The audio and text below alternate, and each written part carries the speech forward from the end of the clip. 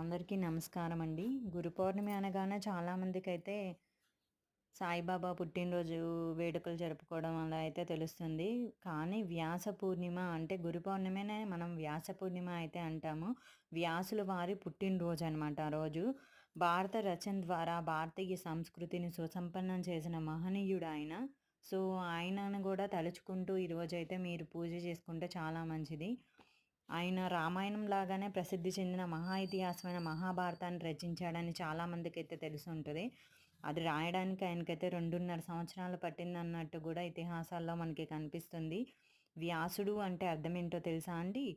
వివరించువాడు అని. వివరించువాడు, సంకలనకర్త అని అనమాట. సో, ఆయనకి సంబంధించిన అష్టోత్తర శతనామాలైతే ఇక్కడ మీకు ఇచ్చాను నేను. సో, వీలైన వాళ్ళు కంపల్సరీగా రేపైతే ఇది చదువుకోండి. Please like, share, subscribe.